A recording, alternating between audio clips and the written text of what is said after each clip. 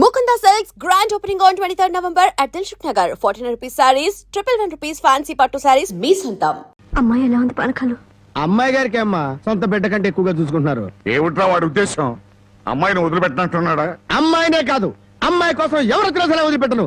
మర్యాదగా రాజీపడి నరసింహాన్ని పోలీసులు గొప్ప చెప్పకపోతే నిన్ను నరసింహాన్ని బండి కట్టేసి సిటీ దాకా దేకించి పోలీస్ స్టేషన్ లో ఇరికిస్తాను అని అన్నాడండి. ఆ తర్వాత అమ్మాయి సంగతి చూస్తానన్నాడు. ఏడ్చాడు. ఎంత ధైర్యం వాడికి!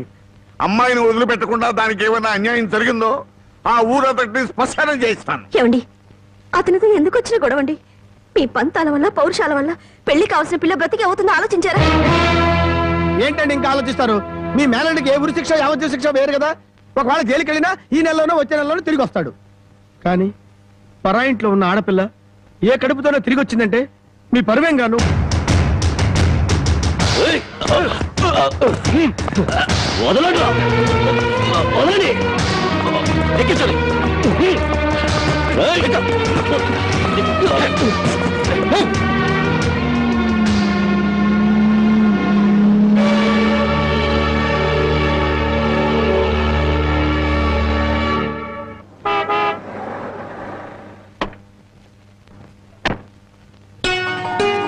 నమస్కారం బాబు. రండి బాబు రండి. మీలాంటి పెద్దలు మా ఇంటికి రావడం మా అదృష్టం. మర్యాదలు చాలు, మా అమ్మాయిని మాతో పంపించండి. శ్రావణ శుక్రవారం కదా బాబు, పూజ చేసుకుంటుంది. అమ్మా జానకి, జానకి ఎవరు వచ్చారో చూడు.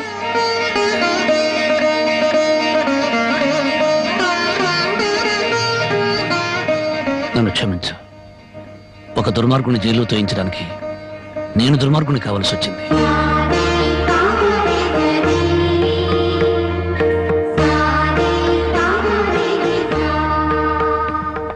బాగున్నారా నాన్న?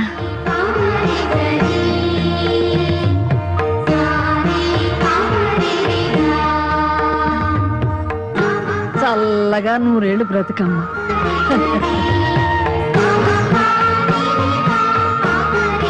ఏమిటమ్మా? పద.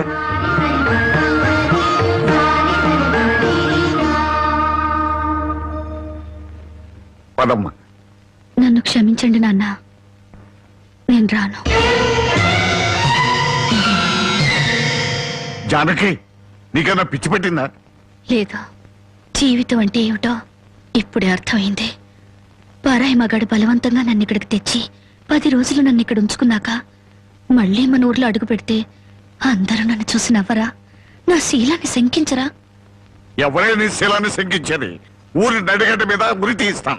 అలా ఎంతమందిని ఉరి తీస్తావు నాన్న? ఇంత జరిగాక నన్ను ఎవరైనా పెళ్లి చేసుకుంటారా? అలా చేసుకున్న నాతో సంతోషంగా కాపురం చేస్తారా? 10 రోజుల పరాయి మగాడితో పడుకునొచ్చావని నా మొగుడు నిలదీసి అడిగితే నేను నిజంగా పడుకోలేదన్న సాక్ష్యం నువ్వు చెప్తావా? రాముడంతటి వాడే సీతను అనుమానించి అగ్ని ప్రవేశం చేయించాడా? ఆవిడ దేవత కాబట్టి మిగిలింది. నేను మనిషి నాన్న, బూడిదిగా మిగులుతాను.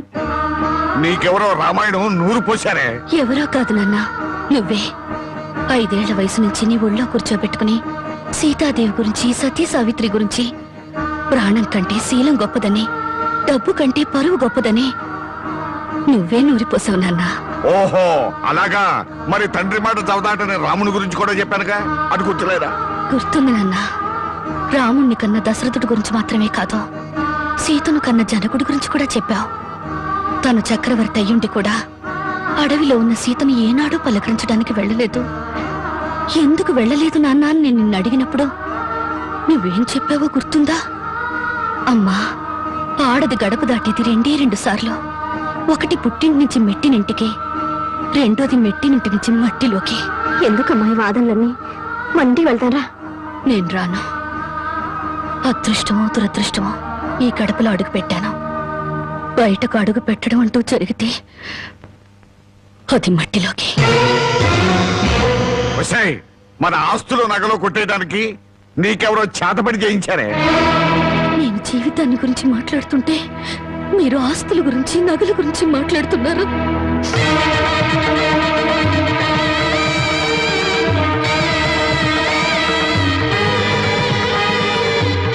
ఇదిగో నీ నగలు, ఆస్తులు నాకేమి వద్దా.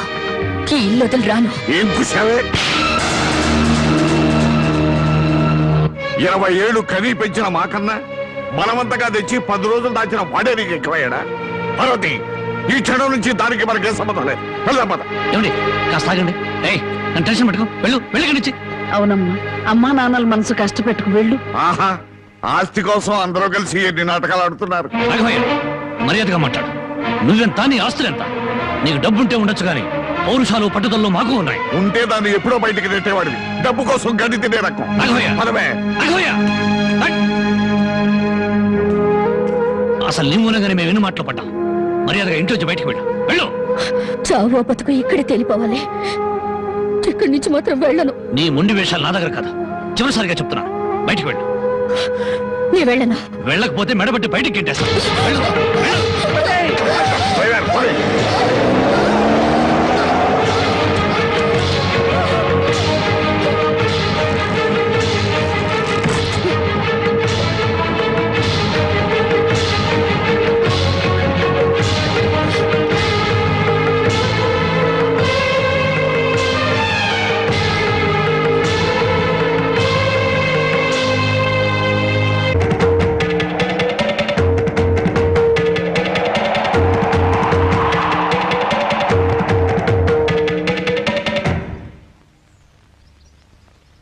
ఈ దేశంలో ఓ ఆడది ఏనాడైతే స్వతంత్రంగా ఇంత ముద్ద తిరగలుగుతుందో ఆనాడే దేశానికి నిజమైన స్వతంత్రం వచ్చిందని గాంధీ గారు చెప్పారు.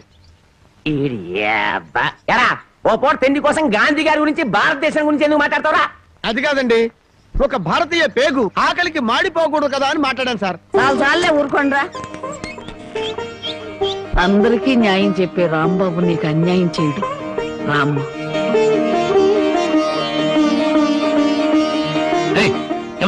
దాన్ని లోపలికి తీసుకొస్తున్నా. పాపం ఆ పిల్ల ఎక్కడికి పోద్దురా? ఏట్లో దుక్కు చస్తుంది. మనకెందుకు? నేను నిన్ను తీసుకొచ్చినందువల్ల నీ జీవితం పాడైపోయిందని ఊళ్ళో వాళ్ళందరూ నిన్ను అనుమానిస్తారని మీ నాన్నతో చెప్పావే. నేను నిన్ను తీసుకొచ్చిన రోజైంది. ఏనాడైనా నేను ముట్టుకుంటానా? కనీసం తప్పుగా కన్నెత్తిన చూశానా? నువ్వు చెప్పవే బామ్మ. ఏమోరా, 24 గంటలు నేను మీ పక్క నుండి చూస్తున్నానా ఏంటి? అంతకంటే దారుణాలే చేసావు. చెప్పుకోవాలంటే నాకు సిగ్గుగా ఉంది. చూసావా బామ్మ, అతని మనసులో నన్ను చేసుకోవాలని లేకపోతే పెళ్ళాన్ని పిలిచినట్టు పిలుస్తాడా? ఏ ఆడపిల్లనైనా రామ్మా బొమ్మ అని పిలిచే మనిషి నన్ను మాత్రం అటు రావే ఇటు రావే అని పిలిచాడా లేదా? దేనికి రమ్మన్నాడో తెలియదు గాని రావే పోవే అని మాత్రం అన్నాడు. నన్ను ఎత్తుకొచ్చిన రోజున నువ్వు పక్కనుండగానే ఆయన చేతనే నాకు అన్నం తినిపించాడా లేదా? తినిపించాడు. అది ఆకలితో ఎక్కడ మైకం వస్తుందోనని పసిబిడ్డకు తినిపించాను. అది తప్ప. మరి ఆ రోజు నీ వండి పెట్టిన చేపల కూర మొత్తం తినేసి దీన్ని కట్టుకోబోయేవాడు చాలా అదృష్టవంతుడని ఒక రకంగా చూశాడా లేదా? చూశాడు. ఇప్పటికిప్పుడు కట్టుకున్న పెళ్ళాన్ని పట్టుకున్నట్టు నా చేయి పట్టుకుని బరబరబర లాక్కెళ్ళారే. ఎందుకు లాక్కెళ్ళినట్టు?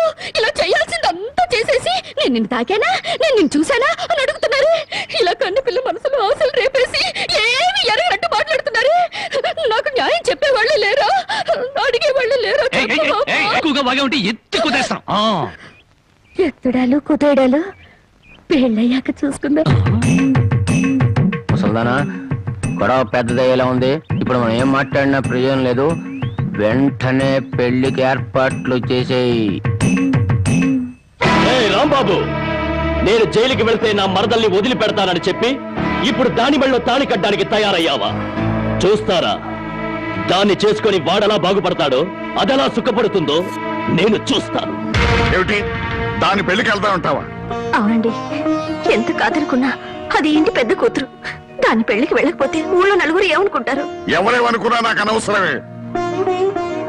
పెద్ద కూతురు కదా అని హరిచేతుల్లో అడుగులు వేస్తూ పెంచాను. దాని కళ్ళల్లో నీళ్లు తిరిగినా కళ్ళల్లో ముళ్ళు విరిగినా భరించలేక విలవలు అడిపోయాను. అలాంటిది నా పరువు ప్రతిష్టలను మంట కలిపిన రోజున అది నా కూతురు కాదనుకున్నాను. ఇప్పుడు నాకున్నదల్లా రెండో కూతురు ఒక్కతే.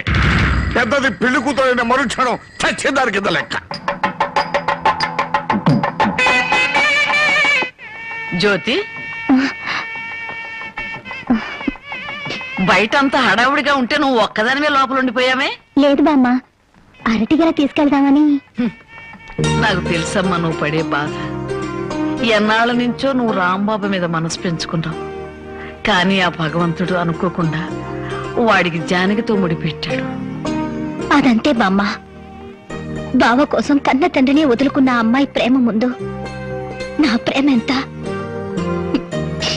ఎప్పుడూ గుళ్ళో ఉండే పూజారికి దేవుడు కనిపించడు, వరం ఇవ్వడు. ఎక్కడి నుంచో కేక వేసిన కొంతమందికి దేవుడు కనిపిస్తాడు.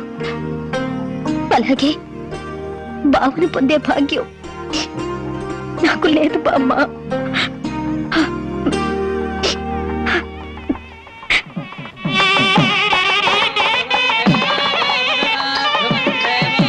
అన్ని పెళ్ళిళ్ళలో పెళ్లి కొడుకు ఎదురు చూస్తాడు. ఇక్కడేంటమ్మా పెళ్లి కొడుకు కోసం పెళ్లి కూతురు ఎదురు చూస్తుంది? అవునే చోద్యం. ఇంతకీ పెళ్లి కొడుకు ఎక్కడా?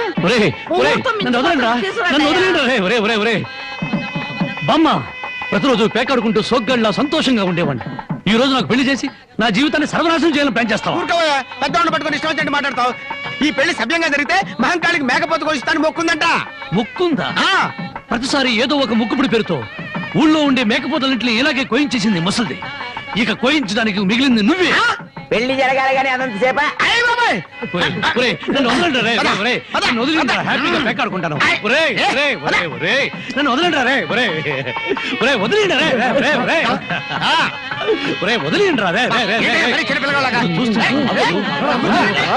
నాకు వద్దురా రే, నాకు అది కష్టాలు రే, వద్దురా రే, వదిలిండ్రా. వదలండి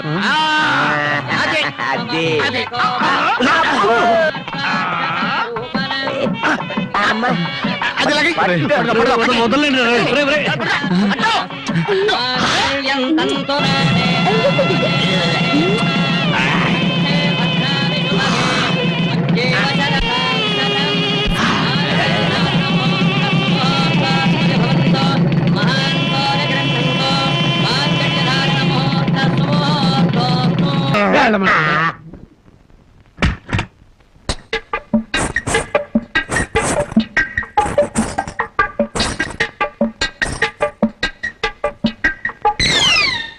ఏంటి బాబా ఇంత ఆలస్యం?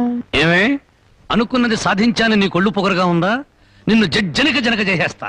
ఏమన్నా చే రా బావా దగ్గరికి. నేను రాను.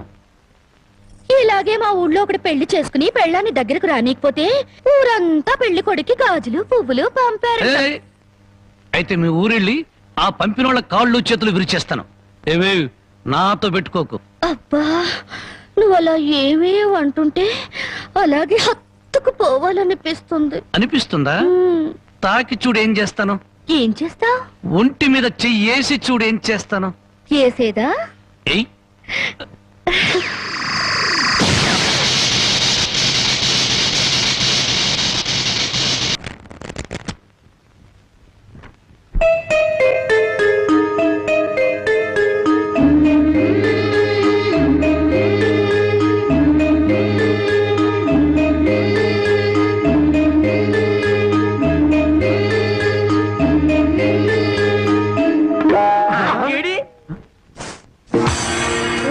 తండ్రో, ఇవాళ ఏంట్రా ఇంత పెన్నాడ ఇంటికి వచ్చేసా?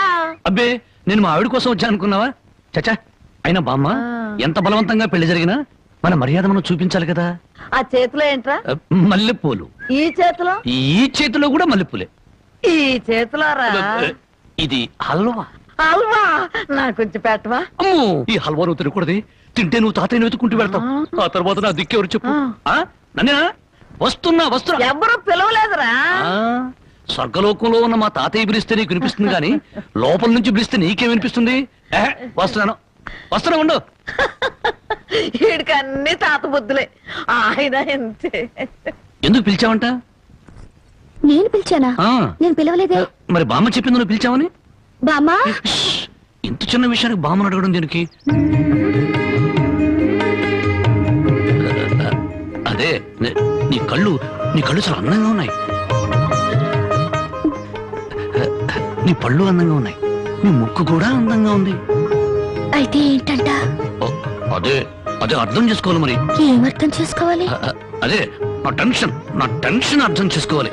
ఇదిగో నీకోసం మల్లెపూలు తెచ్చాను. అమ్మా, నీ తర్వాత తెచ్చాను.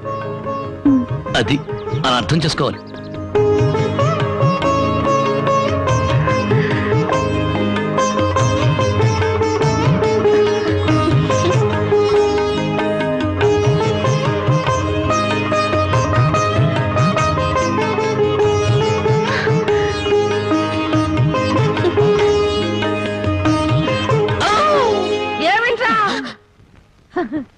నాయన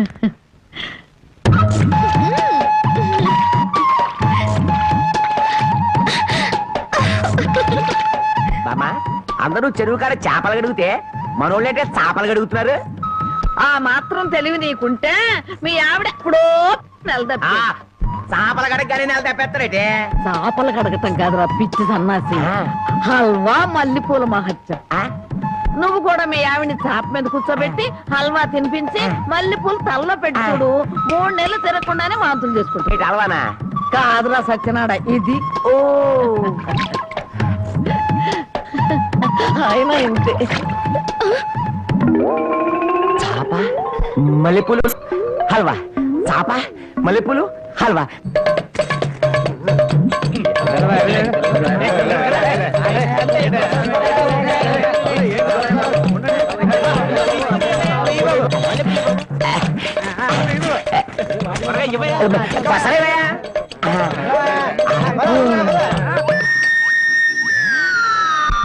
నాగన్నా చాలా చిత్రంగా ఉంది. ఎంత పెందలాడే ఊరు జనం అంతా నిద్రపోయారు, కారణమేందిరా? హల్వా మహత్యం.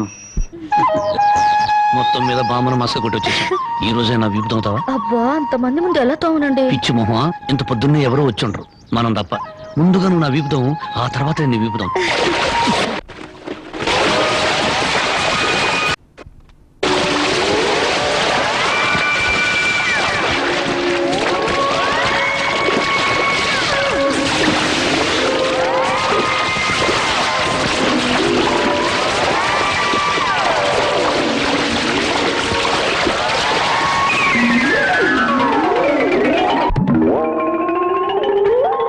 ₹5 అల్లవా ఇవ్వండి. నువ్వు తప్పుకోరా, ముందు నాకు ఇవ్వండి.